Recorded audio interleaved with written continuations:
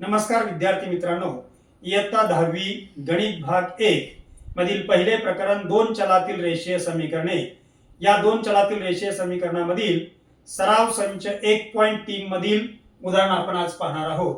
हे उदाहरण जे आहे ते बोर्डाच्या परीक्षेला 2 मार्काला विचारतात। काय दिले पहा, 7/3 पहिलं पद, दुसरं पद 3/2, तिसरं पद 5/3, चौथं पद 1/2 या निश्चयकाची किंमत काढा। म्हणजे या निश्चयकाची आपल्याला किंमत काढायची आहे। निश्चयकासाठी आपण अक्षर घेतलं डी बरोबर, उदाहरण दिले पहा आपलं 7/3, दुसरं पद आहे 3/2, तिसरं पद आहे 5/3, चौथं पद आहे 1/2।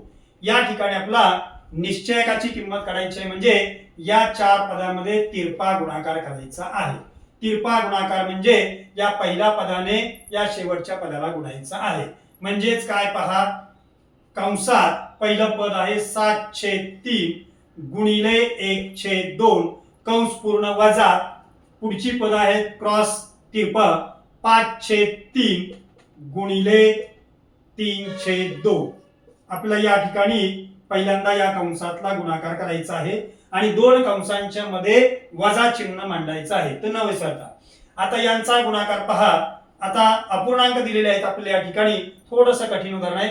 अपूर्णांक पहिला दिलाय 7/3, दुसरा अपूर्णांक आहे 1/2। अपूर्णांकाचा गुणाकार करताना आपल्याला अंशाने अंशाला गुणायचंय, छेदाने छेदाला गुणायचंय। मग 7 ने 1 ला गुणल्यानंतर 7 मिळेल, भागिले 3 ने 2 ला गुणल्यानंतर 3 दुणे 6, मधलं चिन्ह वजा। इथे आपल्याला दोन अपूर्णांक दिलेले आहेत कंसामध्ये, त्या दोन अपूर्णांकाचं चिन्ह अधिक अधिक आहे, पण बाहेर वजा चिन्ह आहे, अधिक वजा वजा होईल। इथे तसंच आपल्याला अपूर्णांकाचा गुणाकार करताना अंशाने अंशाला गुणायचंय, छेदाने छेदाला गुणायचंय। 5×3 = 15, अंशस्थानी मिळेल 15 आणि छेदस्थानी 3 दुणे 6। आता आपल्या या दोन अपूर्णांकाची वजाबाकी करायची आहे, म्हणून या दोन अपूर्णांकाची वजाबाकी करताना आपल्याला पहा दोघांचा छेद बघायचा आहे। दोन अपूर्णांकाची वजाबाकी किंवा बेरीज करत असताना आपण अपूर्णांकाचा छेद काय आहे तो बघायचा आहे। तर पहिल्या अपूर्णांकाचा छेद आहे 6, दुसऱ्या अपूर्णांकाचा छेद आहे 6। या दोन्ही अपूर्णांकाचा छेद समान आहे, म्हणून छेद आहे तसाच। ज्यावेळेस अपूर्णांकाचा छेद समान असेल त्यावेळेस छेद आहे तसाच मांडायचा आहे आणि वरचे अंश आहे तसेच त्यांच्या मधलं चिन्ह आहे तसंच।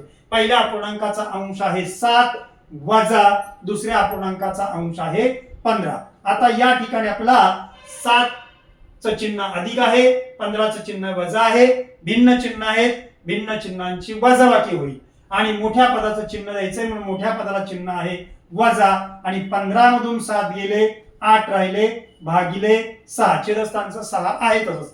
आता या ठिकाणी आपल्याला 8 आणि 6 जेवढा आपल्याला पूर्ण भाग जातोय तेवढा घालवायचा आहे, आपल्याला दशांशात उत्तर काढायचं नाही। मग वरती 8 आहे, खाली 6, हे दोन्ही संख्या 2 च्या पाड्यात आहेत, म्हणून 2 ने भाग जाईल दोघांनाही, चिन्ह मात्र वजा आहे तसंच। 2 ने 8 ला भागलं की मिळेल 4, बेचोक 8 आणि 2 ने 6 ला भागल्यानंतर उत्तर मिळेल 3, बेत्रिक 6। अशा प्रकारे या निश्चयकाची किंमत मिळाली आपल्याला -4/3। धन्यवाद।